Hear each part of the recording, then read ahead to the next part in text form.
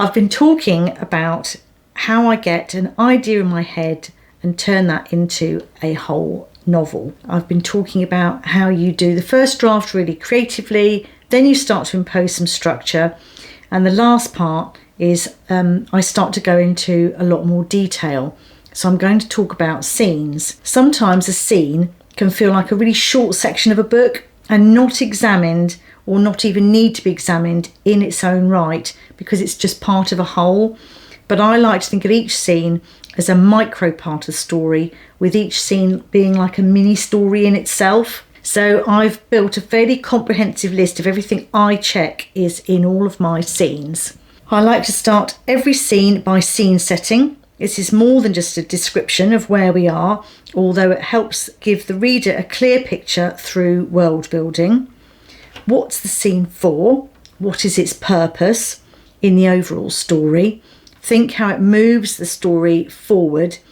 Is the protagonist's goal and motivation in this scene clear? I then think in terms of conflict. Conflict is a writery type of word used because it does sum up what's in the heart of any story, but you could just call it the drama. Conflict often brings the tension that keeps the reader engaged. To understand the drama, ask yourself, who is in this scene? What are they trying to achieve in this scene? Who is trying to stop them? Is it clear what's standing in the protagonist's way? What is the action in the scene? When thinking in terms of scenes, not all need to be big set pieces. Think in terms of the physical and emotional action. Think just as hard about the action in your scenes with quieter emotion. Think as much about emotion in your action scenes. Emotions can be conflict. I always try and think what emotion I want the reader to feel. Emotions don't have to be quiet. Emotions include fear, suspense, terror, joy, sadness. Feelings help the reader connect with the protagonist. Your scene can be as simple as a conversation between two people, but people are seldom completely honest. People try to present better versions of themselves.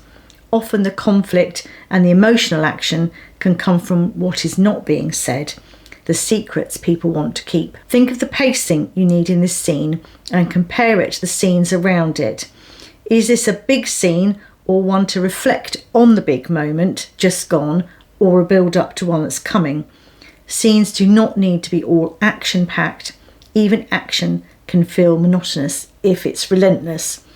But slow pacing sometimes means working harder to make sure the conflict is clear. This brings us to dialogue. Most scenes should have some kind of dialogue. Is the dialogue realistic? And does each thing being said help with the other elements of the scene? Does it reveal character, or is it the dialogue that's advancing the story? What does your reader learn about one or more of the characters in any scene?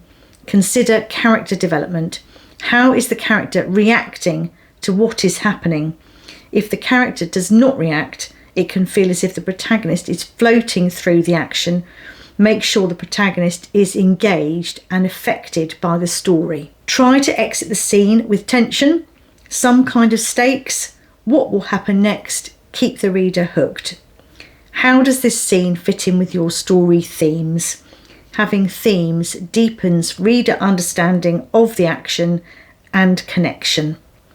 Even I sometimes cannot believe how hard I think through every single scene in my books, but once you start, it does become a habit.